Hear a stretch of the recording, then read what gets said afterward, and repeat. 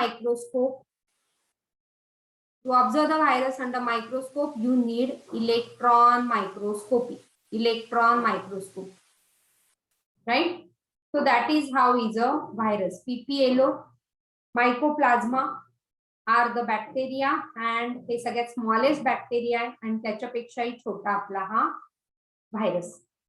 So I was telling you about the complex structure is of this bacteriophage. Bacteriophage is a complex structure.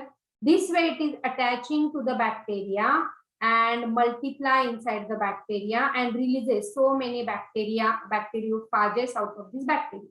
इथे बॅक्टेरियाचं lysis होतं, so this is called as a lytic cycle of bacteriophage.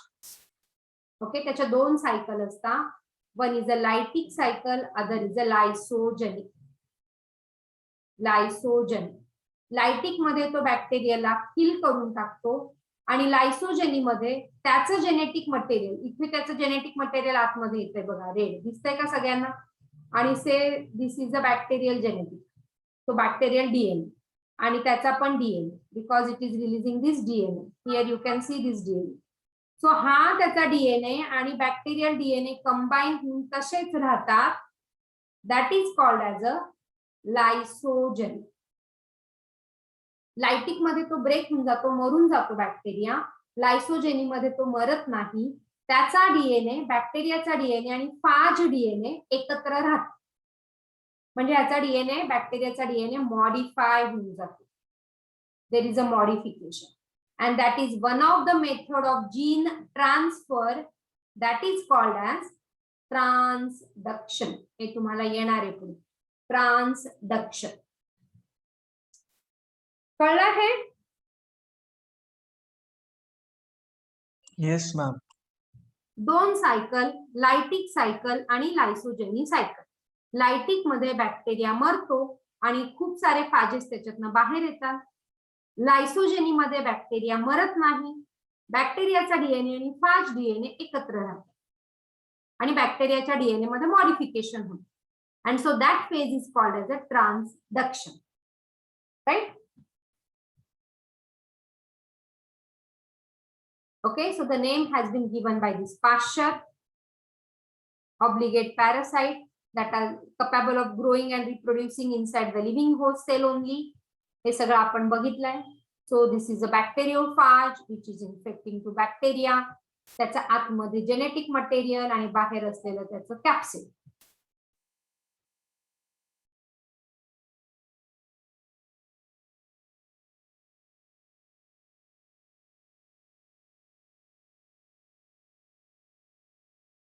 Okay, सगळ्या clear आहे ह्या गोष्टी? Shall we move toward the next?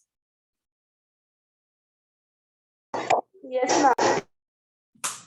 Yes, so that is a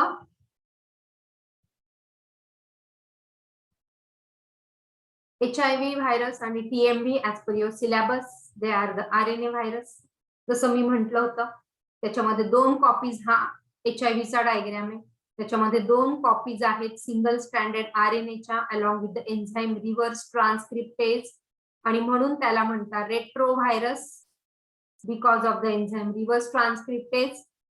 त्याचं transcription reverse होतं RNA पासून DNA. आपण मागे बोललो होतो हे. ओके, हा कॅप्सिड, कॅप्सिडच्या मागे अजून एक एन्व्हेलप, तो एन्व्हेलप व्हायरस, आणि मग त्याचे स्पाइक, काटे, त्याच्यावर काटेरी मुकुट, तो हा स्पाइक. त्याचा डिटेल आपण नंतर परत कधीतरी बघणार आहे. नाव you remember as an example of virus.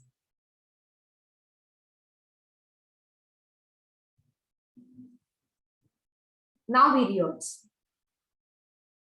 Okay, 1971 scientist Diener, T.O. Diener, discovered the new infectious agent that is a virioids. आता फरक काय बघा. हा व्हिरिओइड T.O. Diener ने एक्सप्लेन केलेला आहे किंवा डिस्कवर केलेला आहे, आणि हा फक्त RNA मॉलिक्यूल. ह्याला नो प्रोटीन, नो नथिंग, काहीच नाही. A free RNA. Free RNA is a virioid. कळलं? Virioid काय? Only the free RNA molecule which is having very low molecular weight low molecular weight, and that is what is a viroid. Did you get what is a viroid? पण हा free RNA पण able to produce a disease.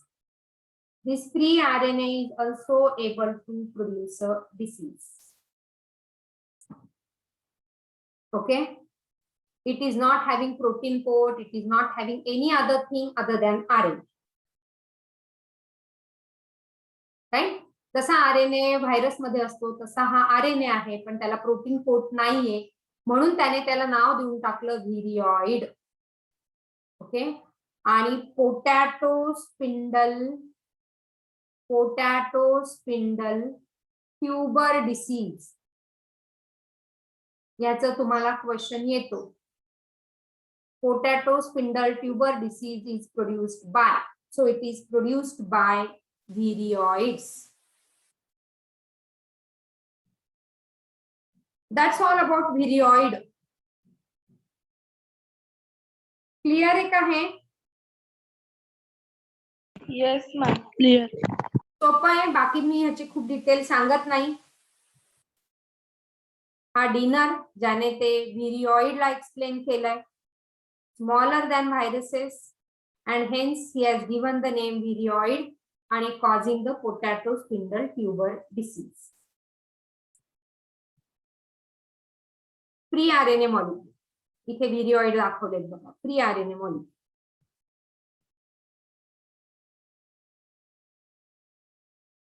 It is not having any protein coat.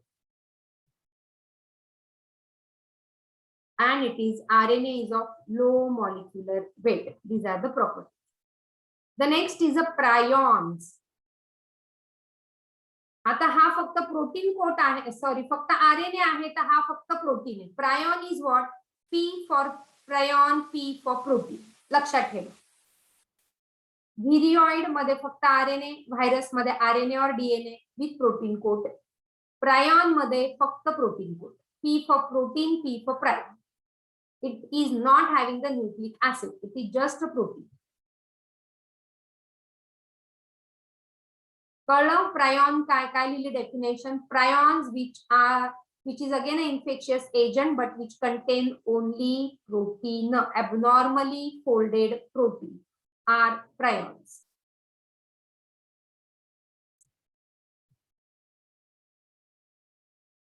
And they have, see, the prions have similar in size to viruses. Virus ची आणि ह्याची size almost similar आहे. Write it down. Virus ची आणि ह्याची size. They are similar in size to viruses. कुठले कुठले disease cause करता बघा ते. The first is they are causing the scrapie disease of sheep and mad cow disease in cattle. Write down.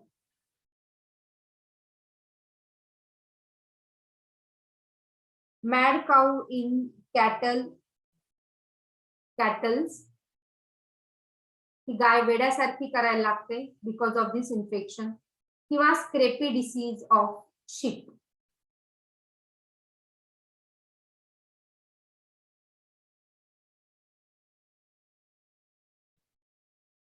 ठीक आहे. म्हणजे वूल गळून जातं ना शिपचं. वूल गळून जातात सगळे.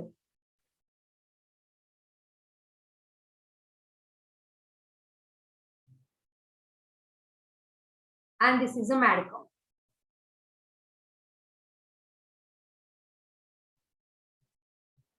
And in case of human, ते आलं का इथे नाही आलं बहुतेक.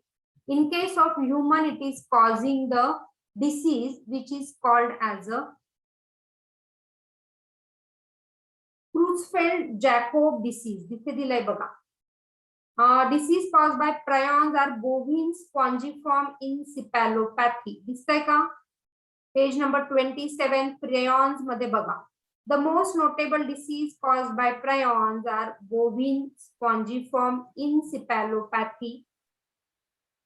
Bovine ला होणारा disease, bovine spongiform encephalopathy. Encephalopathy, encephalitis म्हणजे something which is infecting to brain. Something which is infecting to brain. आणि बोव्हाईन म्हणजे काय माहिती कोणाला? बोव्हाईन म्हणजे काय? बोला.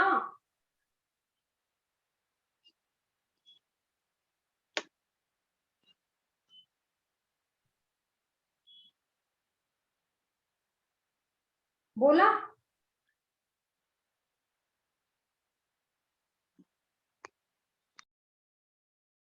सगळे बोव्हाईन म्हणजे कॅटल, बफेलो, बिसन, हे सगळे जे अॅनिमल्स आहेत they are into the bovine. Okay. त्यांच्या ब्रेनला होणारा disease is a बोव्हिन.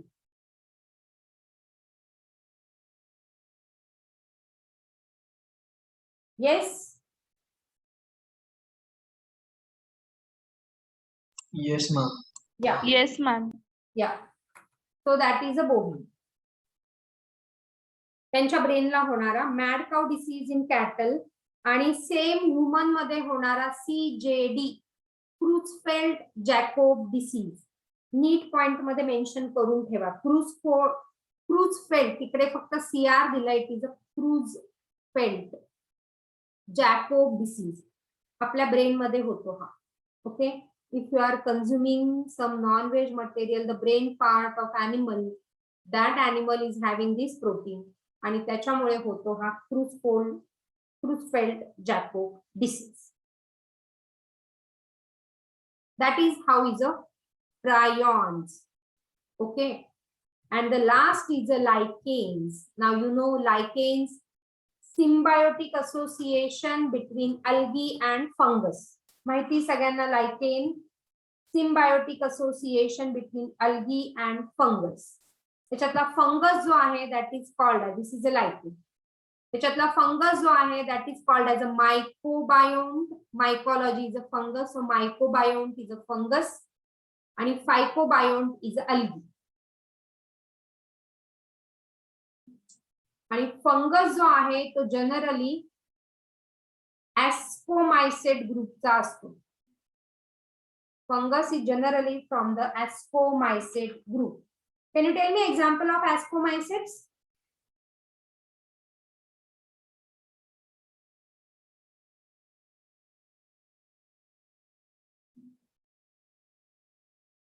Example of Neurospora.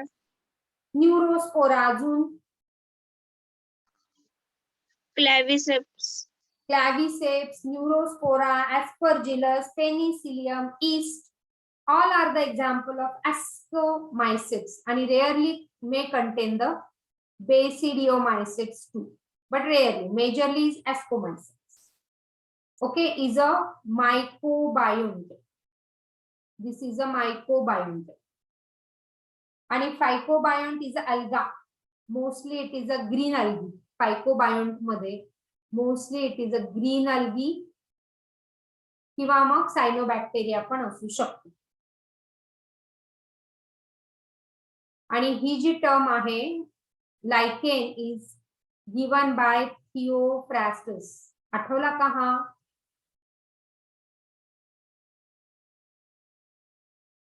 Given by this Theophrastus. Go back in living world and check. Okay. त्याच्यामध्ये अल्गी आणि फंगल काय करतो? Algae prepare food for fungi and fungi provide shelter and mineral for its partner that is algae. असं दोघं एकमेकांना मदत करतात आणि म्हणून सिम्बायोटिक. एकमेकांशिवाय हा लायकेन राहू शकत नाही. आणि एक महत्वाचा वर्ड त्यांनी दिलेला आहे NCERT ने. बघा, lichens are very good pollution indicator. So you get question on that line. A very good pollution indicator are lichens. जिकडे pollution असेल तिकडे lichen ग्रो होत नाही. आणि आपण हे इव्होल्युशन मध्ये परत ह्याचं बघू कसं इव्होल्युशन झालं आणि इंडस्ट्रियल इव्होल्युशन मध्ये काय झालं या लायकेन बरोबर.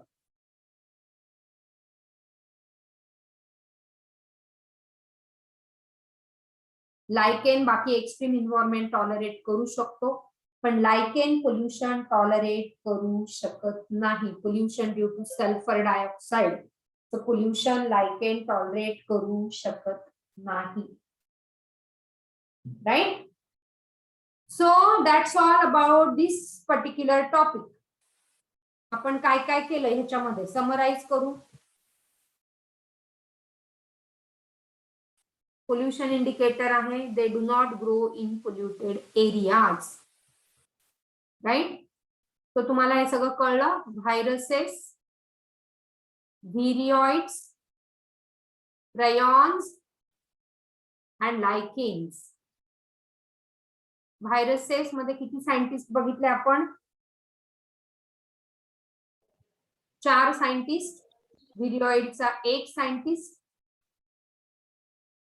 लायकेनचा टर्म जो दिला तो थिओफ्रॅटसने. ओके. त्या सगळ्यांच्या डेफिनेशन क्लिअर आहे. Yes, ma'am. Yes, ma'am. हा, आता जर कोणाला डाऊट असेल ना तर विचारा. मी टॉपिक शिकवताना वेदांत मी वेळ देत जाईल तुला. सो डिस्टर्ब होऊन जातो मध्ये बऱ्याचदा.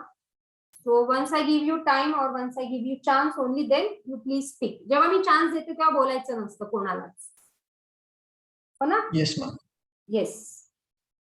चला आता विचारा कोणाला काय काय डाऊट आले. डाऊट तुम्हाला येत असेल ना ते लिहून ठेवत चला आणि मग आपण ते डाऊट सॉल्व्ह करत जाऊ.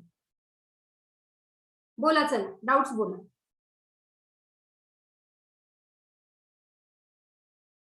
ह्या डेफिनेशन मध्ये कोणाला काही डाऊट आलाय? व्हायरसेस कळलंय, व्हिरिओइड्स कळलंय, रायॉन्स कळलं आणि लायकेन्स कळलं.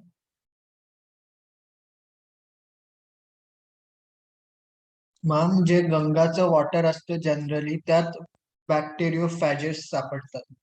सापडतात. बॅक्टेरियोफाज सापडू शकतात. त्याला त्याच्यासाठी वेगळी मेथड असते त्यांना शोधायची, वेगळी सिस्टीम. पण त्या बॅक्टेरियाला डेफिनेटली ते इन्फेक्ट करू शकतात.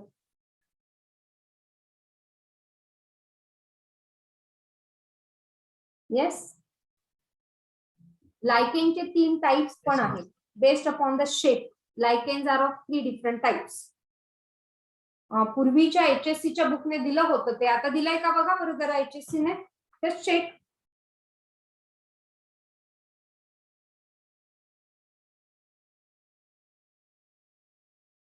जुनं HSC चं होतं ना, मागच्या वर्षी बदललं HSC चं बुक. त्याच्या आधीच जे होतं त्यांनी लायकेनचे 3 टाइप्स दिले होते based upon the shape.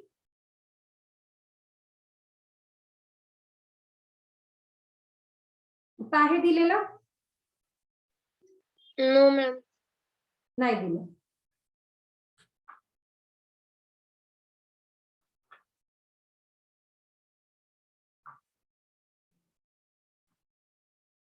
Okay. चला याच्या व्यतिरिक्त कोणाला काही डाऊट आहे?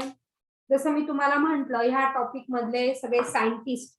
चला बरं आपण एक रफली सायंटिस्टची नोट्स करूया. काय काय कुठले कुठले सायंटिस्ट आले? ते आताचे 5 झाले बरोबर. त्याच्यानंतर कोण कोण आला? हे 5 झाले. त्याच्या आधी कोण आला? Whittaker. ओके. तो हे 5, हे 4 Carl प्लस Guth. 5. त्याच्यानंतर आला व्हिटेकर. अजून सांगा. Plus Carl Carl. Guth. Carl Guth. अजून सांगा. Aristotle. एरिस्टॉटल आणि Linnaeus. येस लिनायस राहिला. So Linnaeus. Okay. Cyanobacteria comes under which kingdom? Cyanobacteria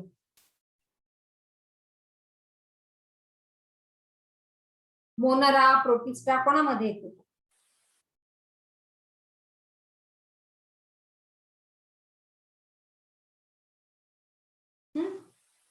जर का 5 किंगडम म्हणलं तर मोनेरा मध्ये येईल आणि 6 किंगडम म्हणलं तर यू बॅक्टेरिया मध्ये. Yes. So cyanobacteria is a blue green algae. Blue green algae असेल तरी आपण त्यावेळेस म्हटलं होतं it comes under kingdom Monera. So त्याला मिस्टेकनली प्रोटिस्टा मध्ये नाही टाकायचं. बरोबर. आणि बाकीचे जे जे एक्झाम्पल एनसीईआरटी ने म्हटलेत ना, ऍटलीस्ट ते सगळे एक्झाम्पल करा.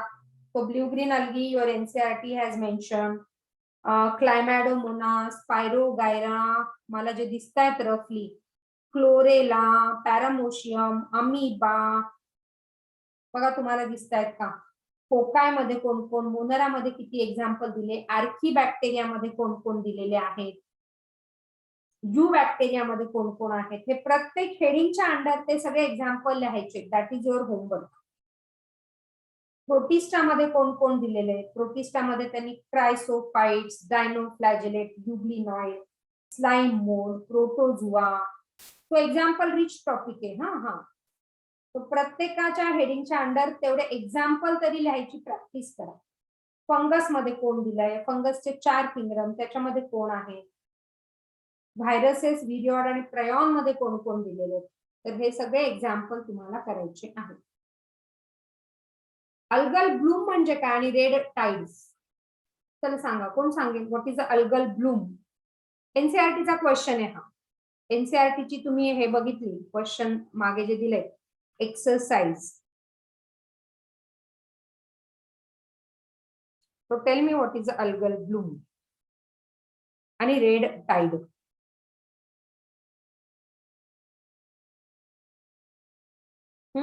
येस,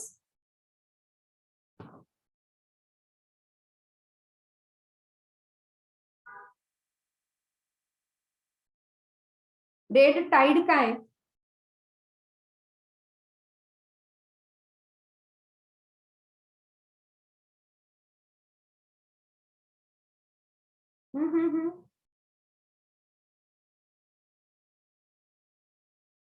रेड टाइड आहे तुमच्या एनसीईआरटी ने दिलंय बघा.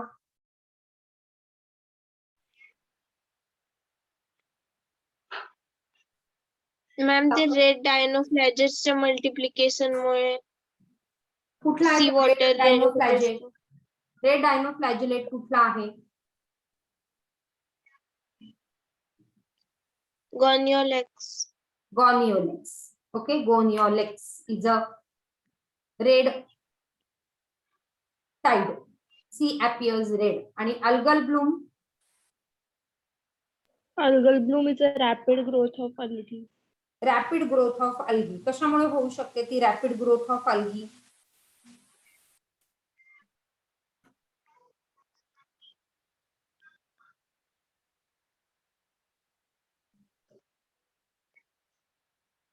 का असेल? अल्गी का बरं ग्रो होतो? त्याला काय मिळतं? मॅम जास्त ह्युमिड कंडिशन असल्यामुळे. जास्त ह्युमिड कंडिशन. आणि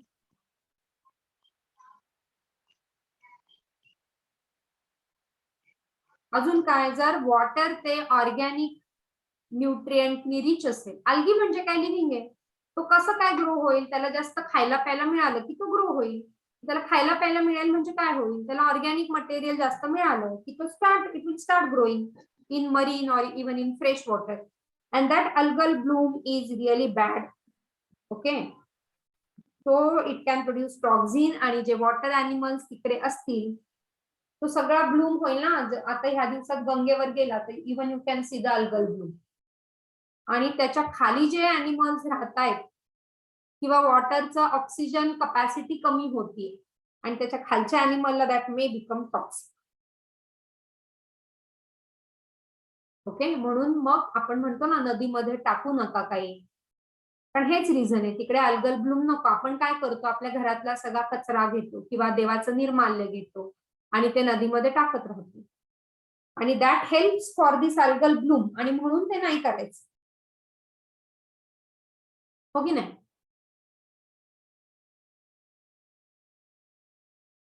So that should not happen. Okay. So algal bloom can make that water animal sick. Ultimately, they may die. So can you stop algal bloom?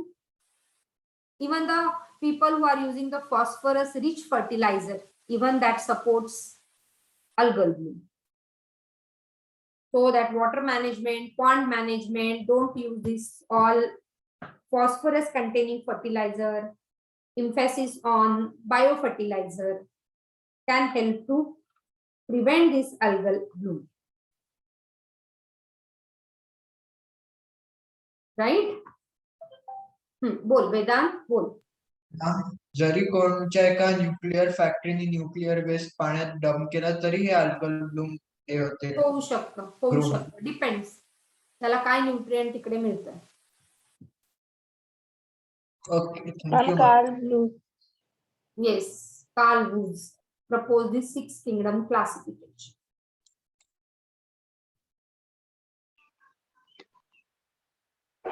Viruses. Yes. Viruses. Yes.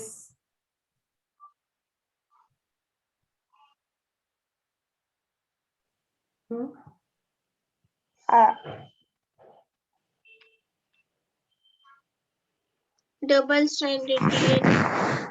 Single stranded RNA आपण आधीच म्हटलं ना, diagram मध्ये पण मी तुम्हाला म्हटलं RNA दिलाय बघा ए डायग्राम मध्ये. Tobacco mosaic virus 26 page number.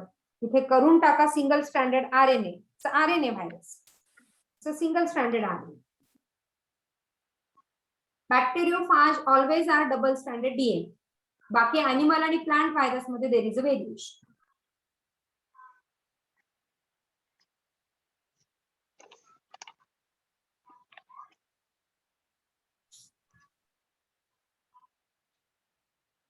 First option.